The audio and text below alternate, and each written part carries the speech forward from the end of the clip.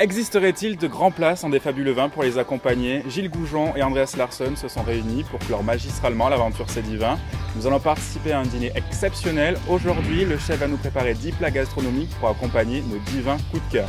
Alors, plaisir des yeux et des papilles, sensations, réactions, on vous dit tout, c'est la dernière étape de C'est Divin. Je viens de venir chez Chef Cochon. C'est vers la fin de notre projet et c'était une expérience qui était assez remarquable. Après toutes les sélections qu'on a fait, après toutes les dégustations, maintenant on a un travail très dur devant nous. On va goûter tous les plats que le chef a préparés avec les coups de cœur.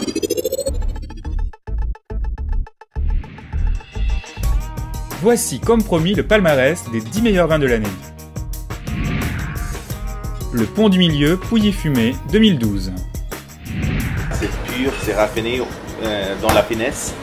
Et à mon avis, c'est les accords les plus intéressants. C'est très souvent avec des vins blancs, délicats, raffinés minérales comme cette Pouilly Fumé. Oui, et là dans la recette, j'ai rajouté quelques morceaux de rhubarbe qui amènent une petite pointe d'acidité qui marche bien aussi et qui nous fait ce trait de conducteur avec les légumes et le chou-fleur. Moreau Guichenet, Côte de Duras, millésime 2010.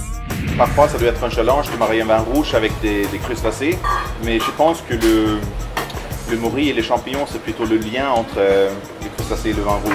C'est exactement ça, c'est le côté un peu puissant de la morille qui vient faire le trait de liaison, parce que la difficulté supplémentaire, c'est l'asperge. Et l'asperge, c'est pas facile aussi. Mais là, comme c'est des belles asperges blanches comme une pointe d'amertume, ça nous fait aussi cette petite liaison sur laquelle on ne va pas s'endormir. Est-ce que vous pouvez nous donner votre impression sur tout ce projet? Qu'est-ce que vous en pensez?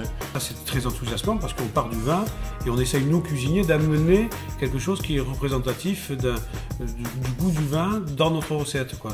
Et de trouver des traits de liaison. Alors des fois il nous manque un petit truc, on va mettre un petit jus de citron ou alors on va mettre une petite note d'épices et ça nous fait la liaison qui nous manquait des fois. Donc tout ça c'est vraiment un travail très intéressant. Le Gigondas, millésime 2010.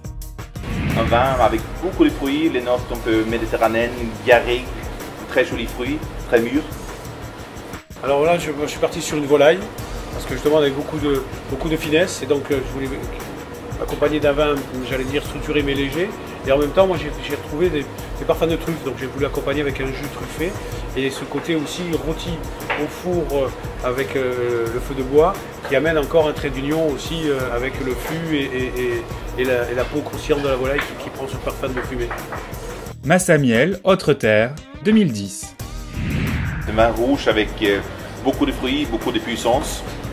Comment vous avez pensé pour cet accord? Alors, là, moi j'ai essayé d'amener un côté un peu pierre à fusil avec la couenne du cochon croustillante, comme ça, qui amène ce côté un peu pierre à fusil. Et puis mélange pommes de terre, pommes fruits pour amener un côté douceur, et boudin pour amener le côté, j'allais dire, parce que sans de taureau, quoi. Saint-Émilion, Château Jeanfort, 2009. Oui, chef, je simplement adore ce vin, c'est Saint-Émilion de Jeanfort, 2009, très joli millésime. Un vin avec une structure grandissime. C'est vrai que c'est un très grand vin et en même temps avec beaucoup de délicatesse. C'est pour ça que j'ai pensé faire cette côte de bœuf grillée à la braise pour amener un côté fumé qui marche, me semble-t-il, très bien avec la puissance et la délicatesse de ce magnifique produit.